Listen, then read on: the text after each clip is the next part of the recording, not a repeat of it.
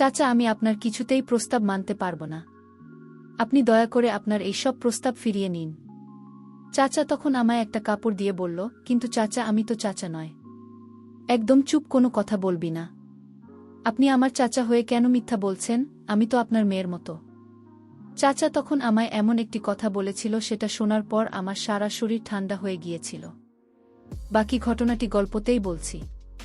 ছোট্ট একটা গ্রামে ঘুরে ঘুরে থাকত ললিতা আর তার মা আনারকলি। ললিতার বাবা নেই।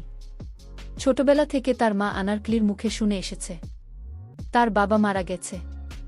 ললিতা কখনো তার বাবাকে দেখেনি। তার বাবা কেমন দেখতে ছিল সেটাও জানে না, শুধু নাম শুনেছে। আর কোনো ভাইবোন নেই। ললিতার খুব ভালো দিন যাচ্ছিল মা মেয়ে।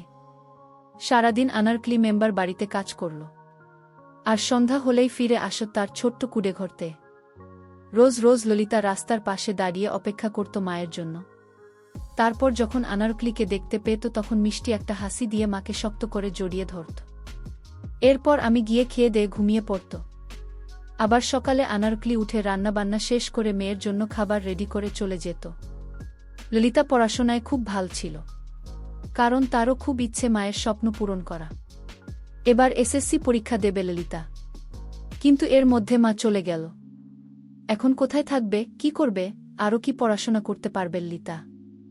হেঁচকি তুলে কাঁদছে ললিতা। এখানে আমি ছোট বড় অনেকে উপস্থিত রয়েছে। বাড়ির উঠোনে ঠান্ডা মাটির উপর শুধু একটা পাতলা চাদর বিছিয়ে শুয়ে রেখেছে আনারকলিকে। ললিতা একবার মাথার কাছে গিয়ে কাছে, আবার পায়ের কাছে গিয়ে পা গরম করার জন্য মালিশ করছে। ললিতা এমন অবস্থা দেখে মধ্যবয়স্ক একজন লোক ললিতার পাশে গিয়ে বসল। স্নেহের হাত ললিতার মাথায় রেখে বলল, কান্দিস না মা, নিজেকে শান্ত করো। এতকালে তোর মায়ের আরও অশান্তি হইব। আর কাঁদিস না, মায়ের জন্য 2 হাত তুলে দোয়া কর যাতে সে পরপারে ভালো থাকে।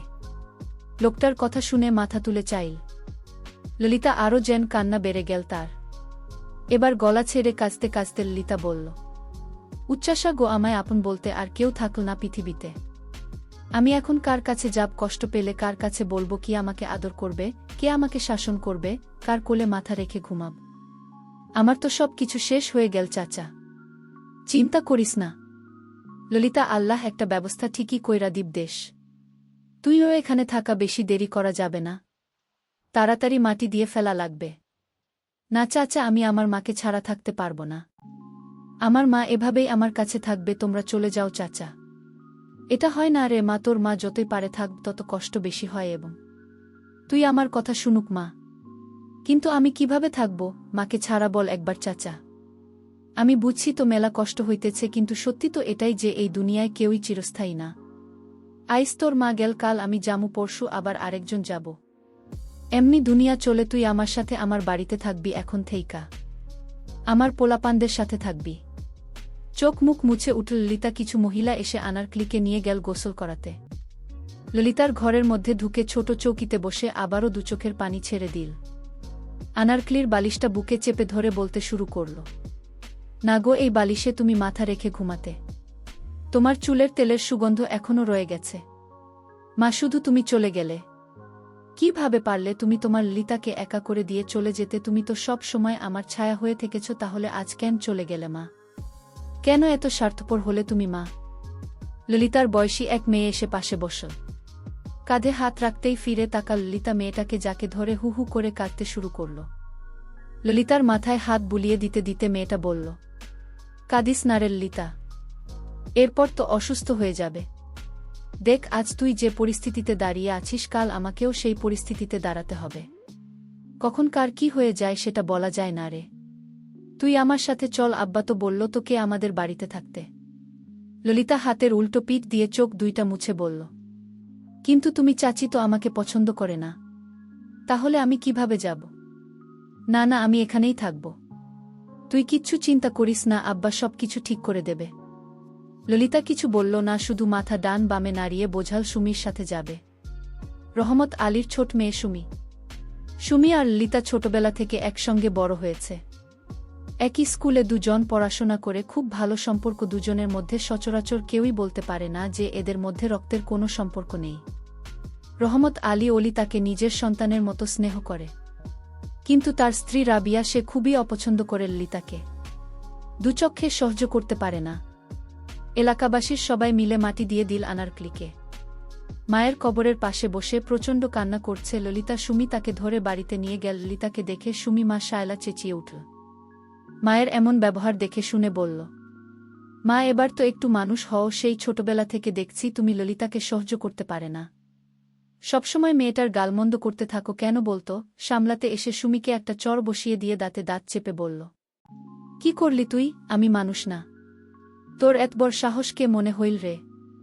তুই জানিস না আমি কি কারণে ওকে সহ্য করতে পারি না? কারণ তোর বাবা মাকে রেখে ললিতাকে দিয়ে তার পায়ে ব্যথা সরানোর জন্য ললিতাকে দিয়ে মালিশ করায়। কেন আমি পারি না তার সেবা যত্ন করতে? ললিতাকে কেন শুধু শুধু কষ্ট দেবে? ললিতাকে দিয়ে তোর বাবা পায়ে তেল মালিশ করায়। কেন আমি পায়ে মালিশ করে দিলে ব্যথা কমবে না? তোর বাবা দিন দিন যেন কেমন হয়ে যাচ্ছে। উত্তর বাবার উদ্দেশ্যটা কি? বর্তমানে অতীত টেনে আনছ কেন মা? তুমি কি ভুলে গেছো বাবার বাজে স্বভাবের কথা? এরপরও তুমি এসব কথা বলা আছে বলছো কিভাবে? লজ্জা বলতে কিছু নেই? তুই ওরে নিয়ে বাইর হ আমার বাড়ি থাকা। আমার চোখের সামনে ওরা দেখবার চাই না। এটা তোমার বাড়ি না মা, এটা আমার আব্বার বাড়ি। আর আব্বা নিজেই বলেছে ললিতাকে এখানে এনে রাখতে। তোর বাপের মনে তো মেলা দয়া, খালি টেহা কামানোর ক্ষমতা নেই। নিজের সংসার চলে না, আবার আইছে আরেকজনের নিয়ে। যথেষ্ট ভালোভাবে সংসার চলে মা, শুধু তোমার মুখে এমন কথা শুনে। তুই কিন্তু মেলা কথা কইতাছে শুনি। এর মধ্যে রহমত আলী চলে এল। তাকে দেখে শায়লা আরও দ্বিগুণ বেড়ে গেল। রহমত আলী এগিয়ে গেল তাদের দিকে। শায়লার দিকে তাকিয়ে শান্তভাবে বলল, এত চেঁচাচ্ছ কেন শায়লা? মায়েদের সবেমাত্র মা মারা গেছে, সারাদিন কিছু খায় নাই কাছে।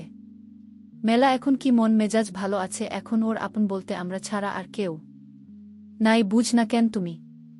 আমগো পোলা মাইয়া আছে, যেদিন আমরা মহিলা যাব সেদিন তাগো এমন অবস্থা হয়েছে। তাই কইতাছি আগে যা হয়েছে সব ভুলে যাও, আর মায়ের লগে খারাপ ব্যবহার করো না। রহমত আলীর স্ত্রী বলল, তুমি যে কেন মায়ের জায়গা দিয়েছ তা আমি ভালো করেই জানি। তোমার উদ্দেশ্য ভালো না।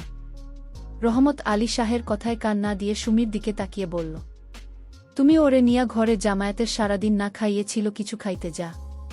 ঠিক আছে আব্বা। তুমি ললিতাকে নিয়ে ঘরে ঢুকে গেল। রহমত আলী একটা দীর্ঘশ্বাস ছেড়ে বলল, মায়া মেলা অসহায় বোঝ, শায়লা ওর সাথে খারাপ ব্যবহার করো না। কয়েকটা দিন বাদে ওর পরীক্ষা, এমন কিছু করিও না। পরীক্ষা শেষ হলে দেহে ভালো পোলা দেখাবি না দিদি মনি। শায়লা বলল, তুমি এই মায়ের বিয়ে দেওয়া লাগবে না, তুমি নিজেই ওকে ঘরে রেখে দাও, তোমার রক্ষিতা করে। এই কথা বলতে শায়লাকে একটা চড় মেরে বসল। শালা বলল, কি করলে তুমি? যেখানে আমগো নিজের মায়া গুড়িয়ে দেব আর পারতাছি না কে? হ্যাঁ, পয়সা নেই, এখন আবার অরণ্যের মায়াবী আবার চাও তুমি?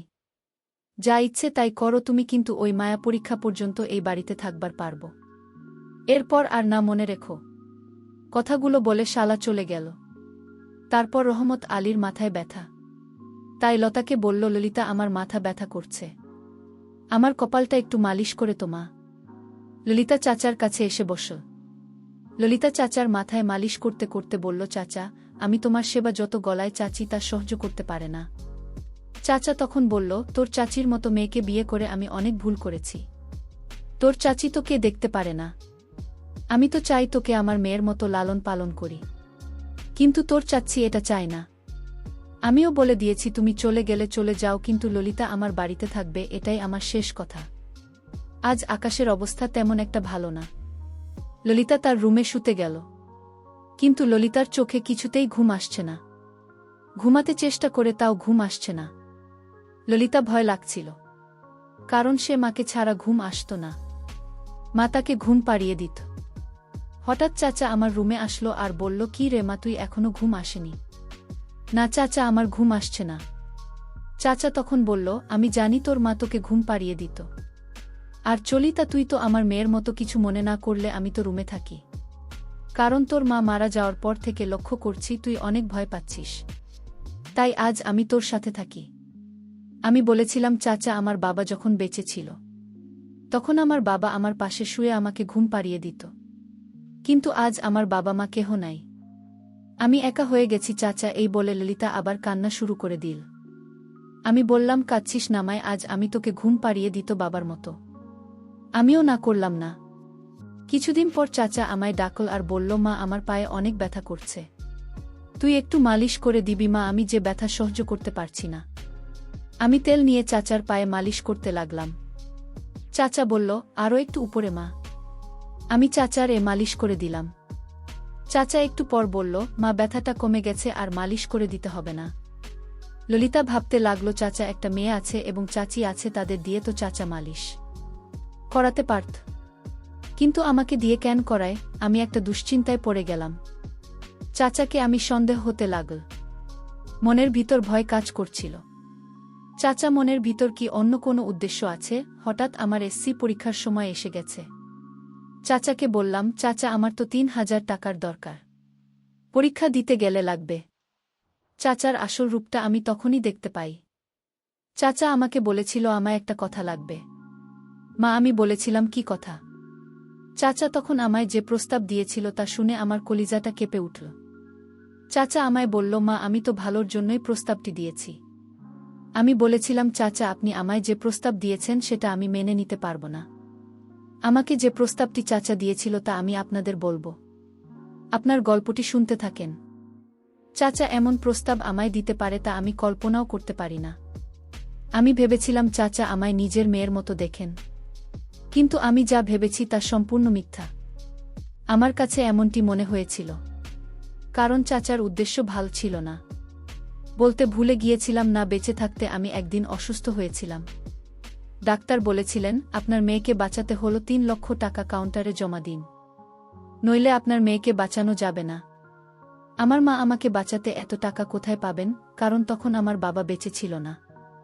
আমার মা টাকার জন্য আমার চাচার কাছে গেলেন, কিন্তু আমার চাচা টাকা দিলেন ঠিকই, কিন্তু একটা শর্ত দিয়েছিলেন। শর্তটা এমন ছিল যে চাচা বলেছিল, মাকে, আপনার মেয়েকে আমরা যা আদেশ করব তাই পালন করতে হবে। কিন্তু মা তো জানত না এমন একটা প্রস্তাব আমাকে দেবে। না, ভেবেছিল চাচা আমার ভালোই চায়। চাচা ৩ লক্ষ টাকা দিলেই শর্ত দিয়ে। তারপর আমার চিকিৎসা হয়, আমি বেঁচে যাই। কিন্তু চাচা আমাকে বললেন, ললিতা, তুই হয়তো এটা মনে মনে ভেবেছিস যে চাচা আমাকে দিয়ে কেন পায়ে ব্যথা সরানোর জন্য মালিশ করায়। আমার স্ত্রী আমার পায়ে মালিশ করলে ব্যথা কমতো না, ব্যথাটা আরও দ্বিগুণ বেড়ে যেত, আর তাই তাকে দিয়ে কখনো মালিশ করাতে চাই না মা। আর 2 পায়ে মালিশ করার সাথে সাথে আমার পায়ে ব্যথা কমে যেত, আর তাই তো কে দিয়ে পায়ে মালিশ করায়। যাই হোক, চাচা আমাকে যে প্রস্তাব দিয়েছিল সেই প্রস্তাব তা হল একটা মধ্যবয়স্ক লোকের সাথে আমার বিয়ে ঠিক করে ফেলেছে। লোকটি আরও একটি স্ত্রী আছে, ছেলে মেয়ে আছে, আর সেই লোকটির সাথে চাচা আমার বিয়ে ঠিক করল। আমায় যখন চাচা এই প্রস্তাবটি দিয়েছিল তখন আমি কেঁদে কেঁদে বলেছিলাম, চাচা, আপনিই বড় লোকের হাতে আমাকে তুলে দিন না, আমার জীবনটা শেষ করে দিলেন না। আমি চাচাকে অনুরোধ করেছিলাম। চাচা বলল যে এছাড়া তো আমার আর কোনো উপায় ছিল না। এই লোকটিকে এই তো বিয়ে করতে হবে মা, কারণ ওই লোকের টাকা পয়সার কোনো অভাব নেই, শুধু ঘরে আরেকটি স্ত্রী আছে। মানুষ কি সতীনের ঘর করতে নামা? তুই আর না করিস না, তুই রাজি হয়ে যা। আমি বলেছিলাম, চাচা, এ বিয়ে আমি করতে পারব না। চাচা এমন একটা কথা বলল, আমি তো শুনে আমার সারা শরীর ঠান্ডা হয়ে গেল। আমি স্তব্ধ হয়ে গেলাম, আমার মুখে দিয়ে কোনো কথা বের হচ্ছে না। চাচা আমায় বলল, তোর চিকিৎসার খরচ লোকটি দিয়েছিল, তার বিনিময়ে সে চেয়েছিল তোকে বিয়ে করবে।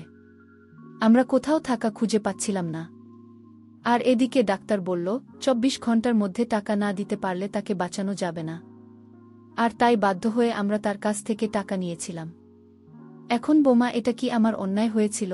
এটা করার জন্য যদি আমার কোনো অন্যায় হয়ে থাকে তাহলে আমায় ক্ষমা করে দিস না।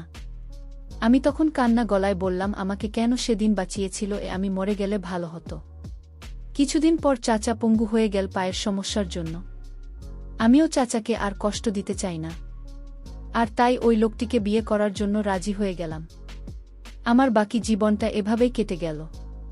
বন্ধুরা, তোমাদের কাছে যদি গল্পটি বিন্দু পরিমাণ ভালো লাগে তাহলে অবশ্যই আমার চ্যানেলটিকে সাবস্ক্রাইব করে পাশে থাকবে। ধন্যবাদ।